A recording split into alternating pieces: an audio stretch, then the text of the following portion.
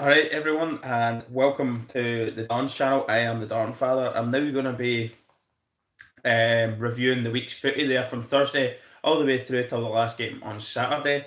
Give you the scores, etc., and how the games will work out for next week's footy and the following week as well, obviously, because some people got straight through to the preliminary finals. A couple of teams, got through to the preliminary finals. So we'll start with Thursday night anyway. West Coast Eagles versus Essendon Football Club, the Bombers.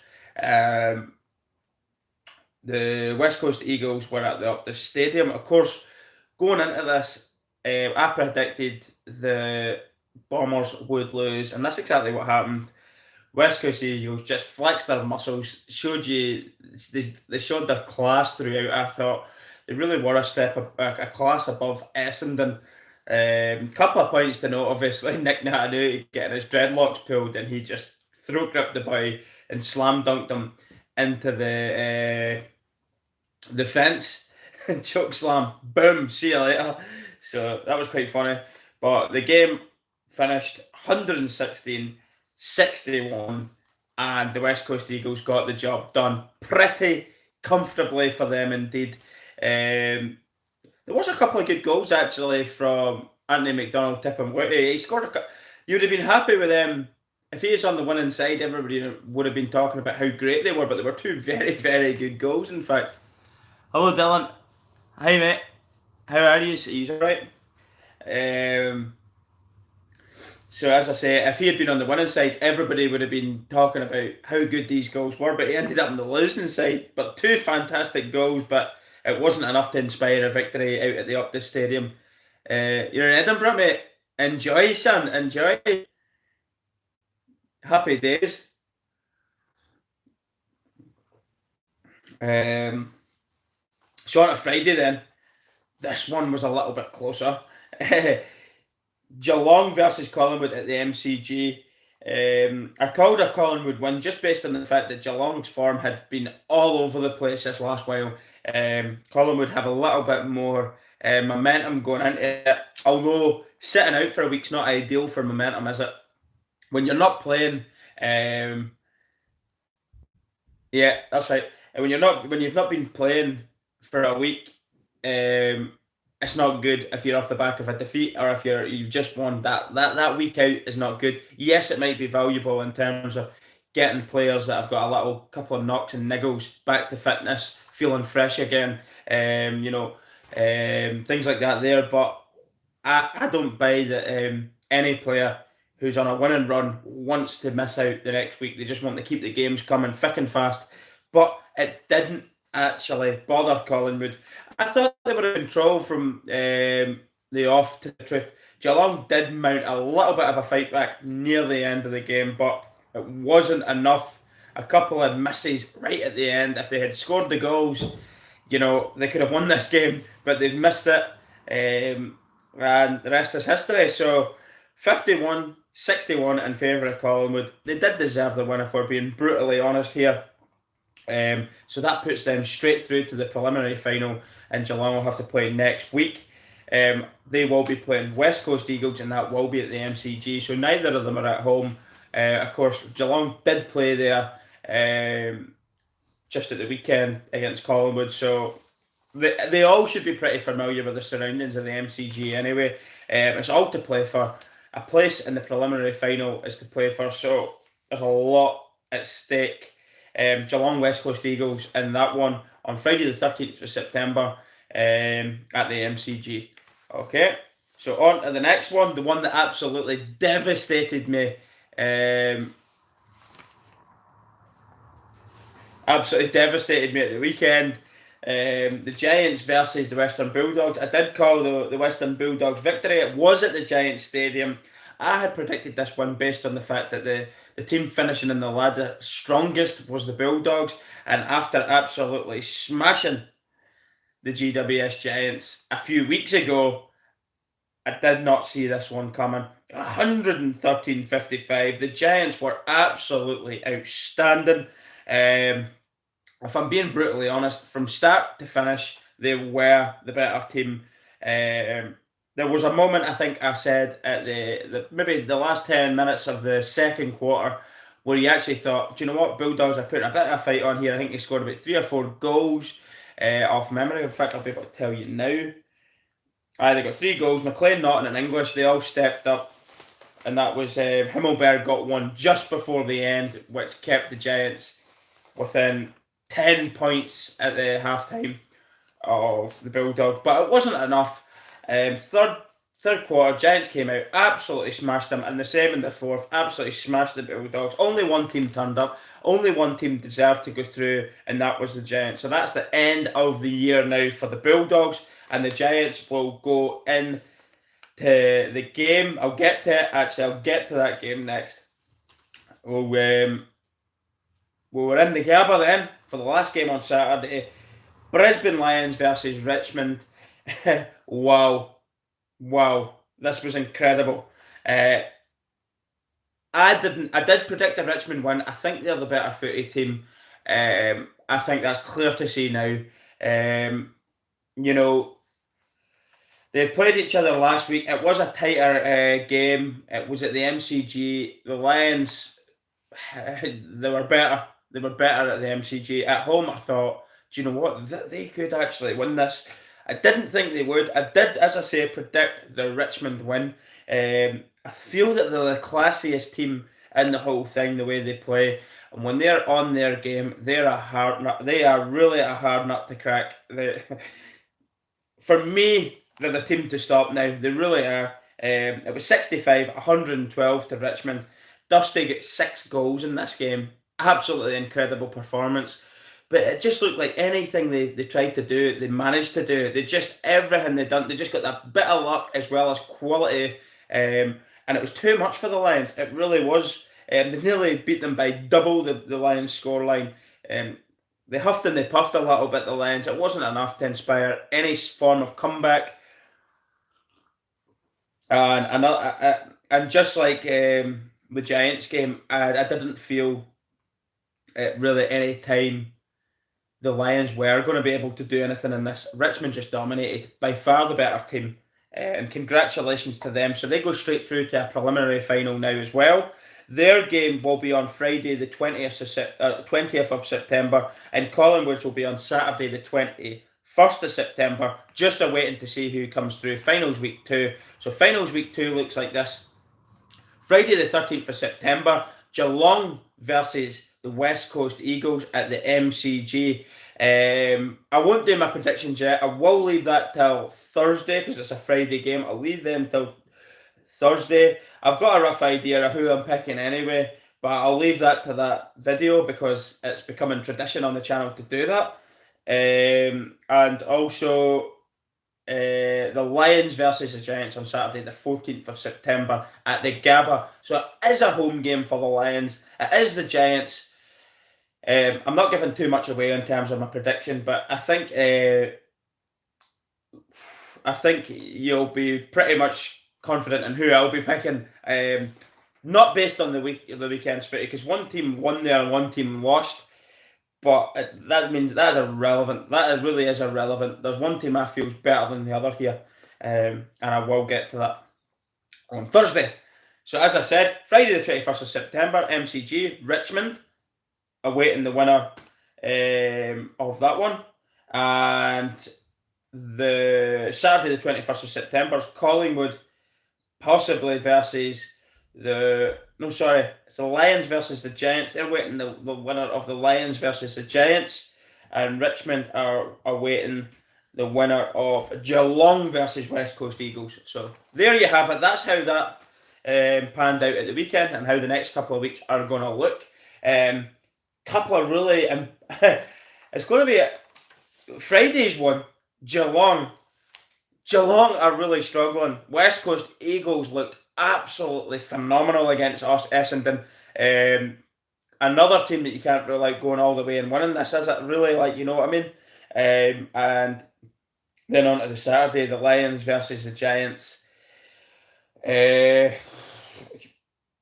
For me, the Lions will be licking their wounds, and they'll be wanting to, like a cat, they will really be licking at their wounds. The Giants did get a fantastic win against the Bulldogs. They'll be confident from that. They are travelling away to the Gabba. The Gabba was rocking. They are going to be without Mitch Robinson as well.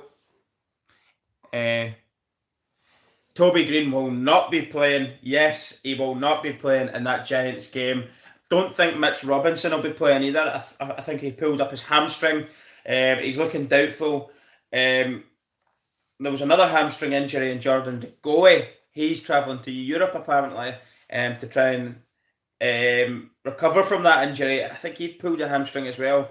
I'm not too sure you can recover from a hamstring, especially in such an important game. I don't know if they'll risk him. Of course, he's going to try all that he can to get himself fit, but I think it would be risky, to say the least, for Collingwood to play him. They have got enough good players to go and beat any of those other teams on their day. And I think that would be risky, to say the least, to try and rush him back from a hamstring. If it was a bad hamstring injury, I'm not too sure at the extent of it. It might have been a slight tug, but why would you send somebody to Europe if it wasn't a serious enough injury? I don't think it would be wise to play him. But as you've mentioned, yes, Toby Green will probably be suspended for his antics. An eye gouge was an eye gouge. That's just terrible stuff, man. You don't do that sort of thing. And a couple of other minor incidences as well, where he's doing things. He is one of those players. That's why he doesn't have a good reputation within the AFL community. A lot of rival fans despise this guy. There's no denying, on the day he was absolutely phenomenal against the Bulldogs. Really enjoyed his performance. But he's got that sort of side to him as well, where he gets involved in the niggly stuff. He does. It's almost like he has a rush of blood to the head, like a Jekyll and Hyde sort of player. Really good to watch, and then he goes and does something so erratic, petulant sort of stuff that could actually see him missing a hugely important game for the Giants. And I feel at the Gabba, the Lions aren't going to get beat 2 weeks in a row. I'll leave my predictions till the Thursday, but right now I feel like I'm already predicting that one here and now. But anything can happen in terms of getting injuries and training, or as indeed he's probably going to be suspended. Mitch Robinson's doubtful, so I'll leave it till nearer the time to see what's happening behind the scenes to give that prediction. I'm not too sure there's going to be much difference will happen before this time, but also with the Geelong one, the West Coast Eagles were phenomenal. It's at the MCG, Geelong dying for that home tie at their ground, but it's never going to happen. Patrick Dangerfield sort of inspired a slight comeback in that Collingwood game. I thought he had a good game.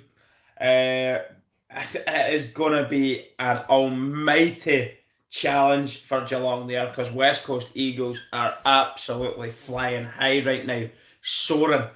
Really good. Yes, Pete, how's it going, mate, Peter? Port Adelaide, they did get to the grand final. I did see that in the South Australian Football League. They've done really well there, to tell you the truth. I'm not too sure much about the players, who's playing, etc., who's dropped down, but that's brilliant for Port. I mean, it gives their supporters a lot to cheer about. Just reading a couple of the comments there. Yeah, the Eagles back to back. Well, look here. Right, Dave, how's it going, mate? To be fair, if you were getting any of those teams, Geelong was probably one of the better ones to get. They're so unpredictable. I don't feel that they're a team you should fear. Their big players haven't really. If any Geelong supporters here can tell me at the heart of hearts that they feel their big players, their key players, have actually stepped up and performed this last couple of months. Because I honestly don't think they have. Not from the team that I started watching. Me and Dylan we were speaking to each other there about this. When I first started watching the sport, I couldn't see past Geelong going the whole way. They were playing that well. You couldn't blame anyone for predicting Geelong going out and winning it. What a transformation in a football club. They've just, from the bye week, just went from hero to complete zero. And if you're a West Coast Eagles fan, you'll be delighted with this tie. You wouldn't have wanted the Lions, I don't think. They would have probably put up a little bit more of a fight. The Giants or Geelong, you would have took either of them, to be fair. And obviously with Richmond and Collingwood, I know it doesn't go that way. It's not a draw as such. It's already set in stone. if results go each way, who you're going to get. But you know what I mean, if you're going to get a pick of any of them, you wouldn't be too bothered by Geelong, I wouldn't have thought. West Coast Eagles are absolutely unbelievable with Nick Nat. My favourite player, bar none, to tell you the truth. And I feel I've already put down who I think is going to get Brownlow, but I would have thought if Nick Natanui had played all year, there was nobody stopping this guy. He's unlike anybody who I've watched throughout the whole thing. I said this year, I think Grundy's probably been the best ruckman, most consistent ruckman for Collingwood there. I think throughout the AFL, he's probably been the better one. But that would not have been the case had Nick Nat been in from the start and playing and fit and healthy. He's absolutely a pleasure to watch. The way he gets up, attacks his own knock-on, drives the team forward. Hi everyone that's joining. Yeah, and I mean, Dave, that's not just exclusive to AFL. You see it throughout sport, don't you? Big players that get so much potential to go out and just be greats at the game. It's unfortunate when you look at the Collingwood game yesterday, or Friday, sorry. You've got Scotty Pendlebury there, 300th game. He's been consistently at the top of the game throughout the whole competition. I think he's had about 6 All-Australians or something like that there. Fantastic player. When you look at Nick Nat, injuries have stopped him from having something close to a similar career. By the end of his career, you'll be going, he won't be hitting 300 games. He won't be getting so many individual awards and accolades such as All-Australians. But you know that he has the ability to have done that, and it's down to injuries, and it's really disappointing. Me, as being a kind of neutral here in the sport, I want to see the best players playing week in, week out. It makes it exciting when you're turning on that game and watching it, seeing big guys like this here. And as somebody's just mentioned there, when Nick Nat's playing, they're a different side. I mean, even the other players that are playing well, like Cripps had a great game as well. Mentioned to him, there's not a player that I really get. Jamie Cripps is a player that I mention an awful lot, but he's consistent. He does a lot of good stuff, so I just felt like I had to say something. I think he scored a few goals yesterday. Thursday. It wasn't it? It was Thursday, yeah. And you know, all these other guys around them that are getting the credit week in, week out. They've lifted their level there against Essendon as well, and I think that's the presence of this absolute giant in the middle. What a player. He's a pleasure to watch, but as I say, Geelong should be one of those games that you would be happy with the draw. Let me know anyway what you think. Are you happy with that you got Geelong? They are a team they're obviously low in confidence. Their key players have not turned up. They huffed and they puffed a little bit at the end of the Collingwood one. If they had been a little bit more clinical in the last 2 minutes in front of goal, they might have brought that back to a tie or went on and won that game. But just not enough composure at the end. Not clinical enough. Big players aren't inspiring them, like Gary Ablett Jr., Patrick Dangerfield. There's a couple of younger guys in there that are really good, but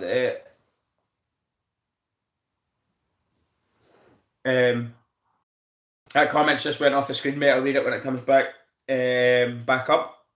So, as I say, I don't feel that for them. Henry, wanted to shout out there, you are my man. Henry Martin. This is a Scotland top, the Scotland away kit from 98 or something. It's a retro jersey. You get them brand new. You can buy the retro jerseys. I actually have a sort of kind of partnership with a guy who sells loads of retro gear. 3retro.com. If you check them out, you can buy them.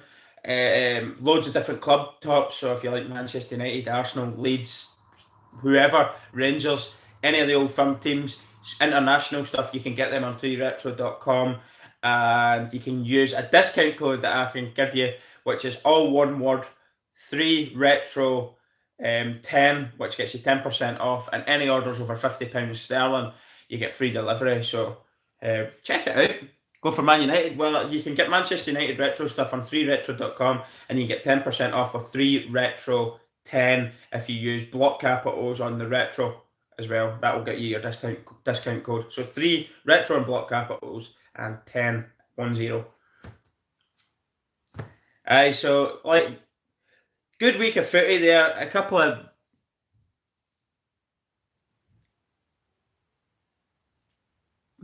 you know your stuff, Dave, when it comes to the whiskey, obviously. Put a link in the description. I will do that actually. I'll have to adjust the description below after this video because I can't do it during, obviously. Used to live in East Kilbride. It'll be the number 3, so 3, the number 3, retro and block capitals, and then 10 in digits. It's all digits. So the numbers are digits, not actually the word, if you know what I mean. So 3, retro, 10. That'll get you 10% off at 3retro.com. And you can check out all your different club teams as well. Pretty good. Good quality. 3 retro, 10, Dave. That's exactly the code that you need to type in if you want 10% off. Dave's one there. Thanks very much. I can't do it just now. I would do it otherwise. I suppose I could have got a pen and wrote it down and just showed it up on a bit of paper. But anyway, good weekend for everyone. Everyone had a good weekend, apart from obviously the teams who have been knocked out.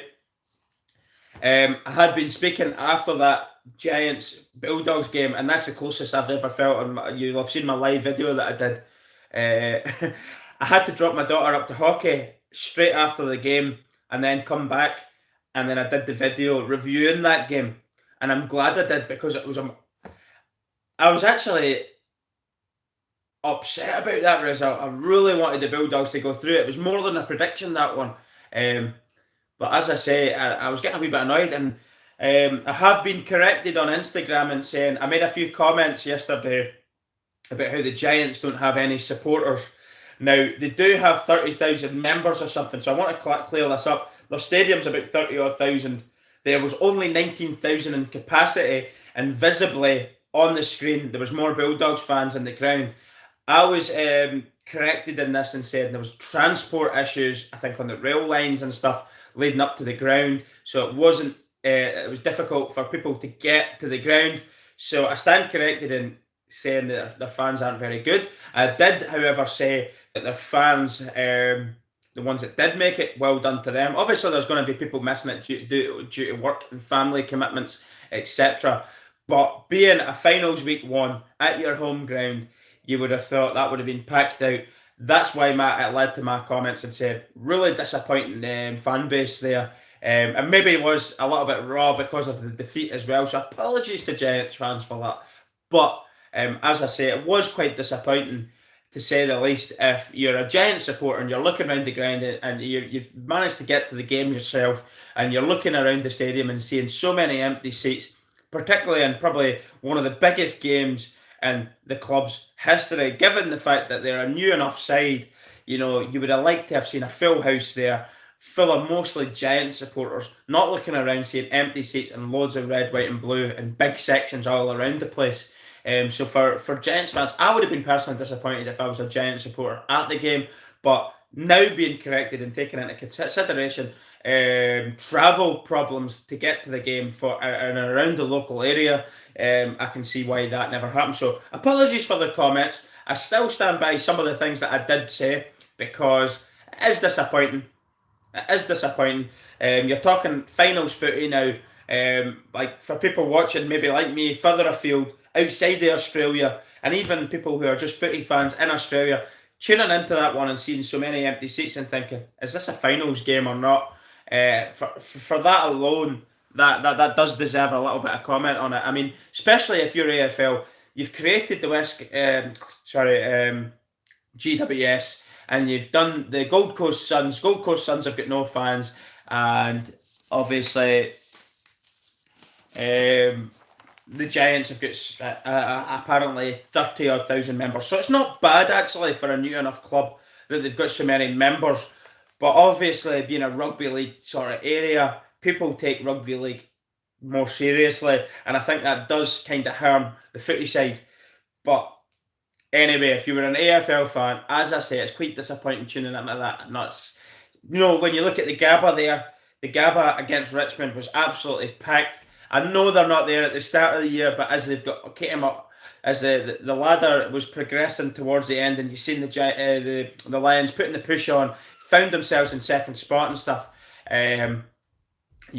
Everybody was buying into it in Brisbane, and they were packing the Gabba out. And that's kind of what I expected to see at the Giant Stadium, but it wasn't the case.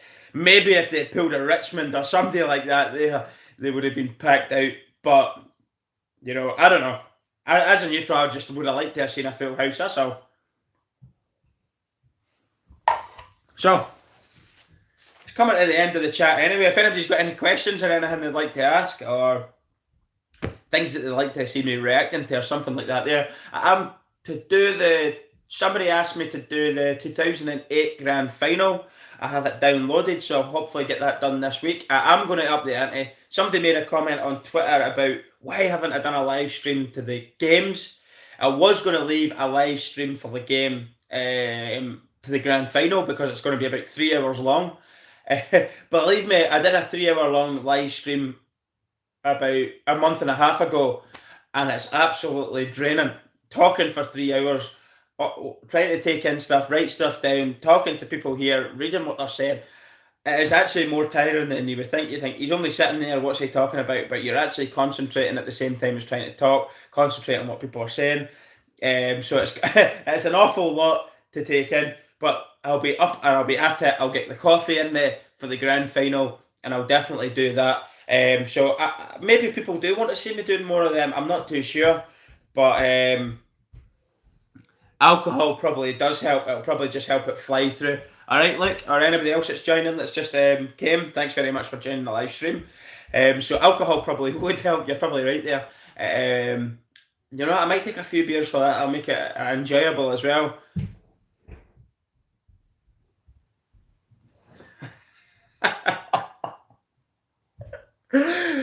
Just reading and laughing at one of the comments. I'm not going to say it loud. Funny though. So I hadn't done that since I haven't done a live stream to a whole game as I'm watching it, like a live reaction type thing.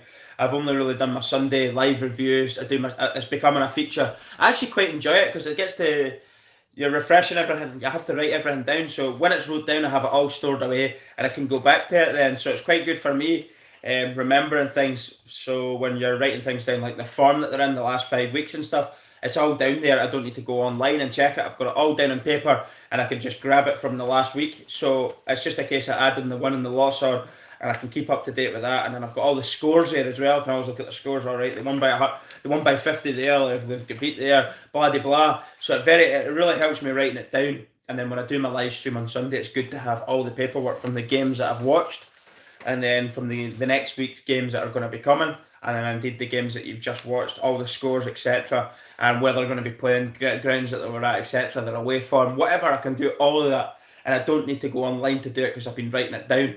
So I think it's pretty good.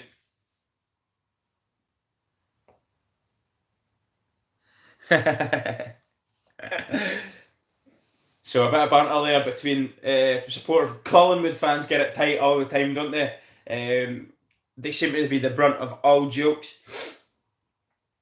Understandably, though. I mean, say when you've got a team that's quite successful, or over the years, I know they're the Colin Wobbles. They've been beating their fair share of grand finals, haven't they? But consistently up there, and one of the better teams, one of the highly supported teams.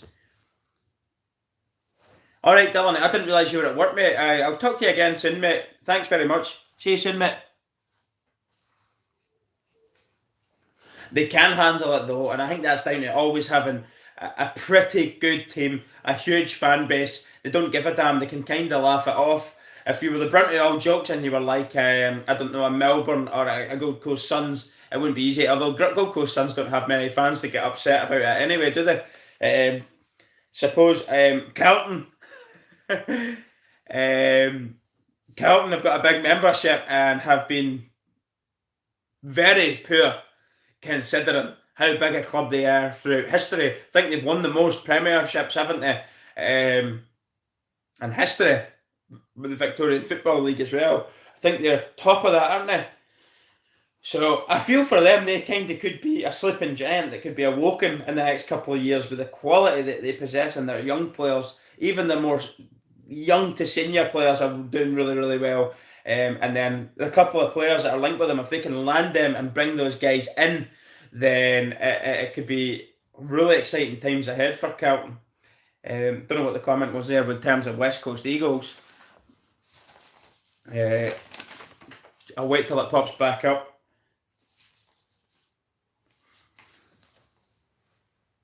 Go Eagles.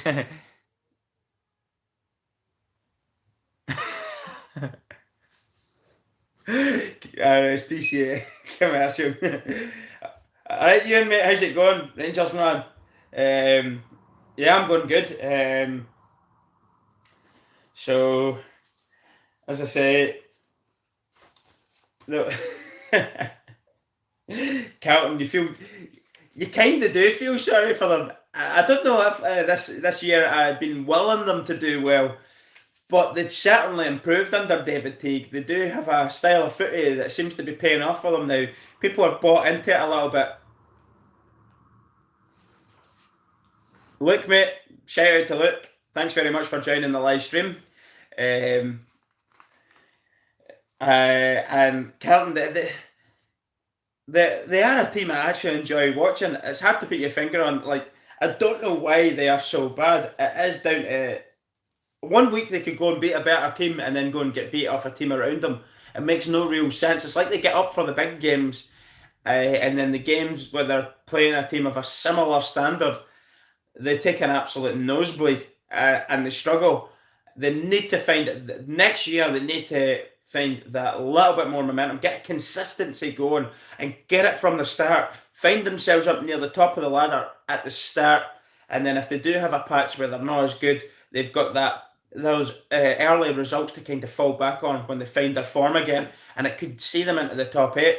I don't think that they're going to go out there and win it next year, but they certainly could be in around pushing for top 8 if they continue in the form that they finished the year in. They were pretty good to watch actually near the end of the year.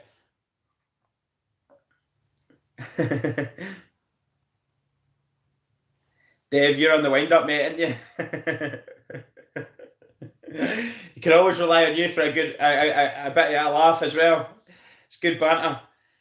So I'll probably call this live stream to an end now, and the reason being we've not got as many games to talk about now. So as I say, I've probably covered most of the stuff that's happened, stuff that's going to be happening. I will do my Thursday predictions. I'll hopefully get the 2008 grand final done along with another grand final. I hope to do as well. I'll hopefully get done me kicking the Sharon, doing the footy video of the Sharon. The day that I did try and go down and get it done, it was absolutely taking no time to come out of the sky, out of the heavens. The rain was smashing down. So that idea went out the window. Obviously, putting the camera in the rain was not going to be a good idea. So I didn't do that. I will try and get down to do it. If not in the next couple of days, this week I'll try and get that video loaded of me doing some footy drills with the Sharon. Bounce the Sharon. That is it. Do you know what? I was thinking too much about kicking it, hitting shots to goal. I would be probably a little bit more confident with the kicking. Now the bouncing, this is going to be difficult. I have absolutely no idea how to do that. So you're running, bounce it and try and catch it as it comes back up as you're running forward. Not an easy technique. You even see some of the professional lads having difficulty doing that, executing that move.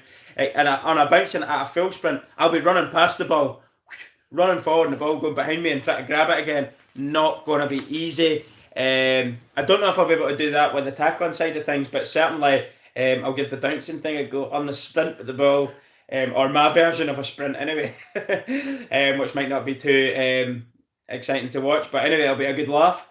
And I'll do the footy stuff as well, kicking it from the different angles.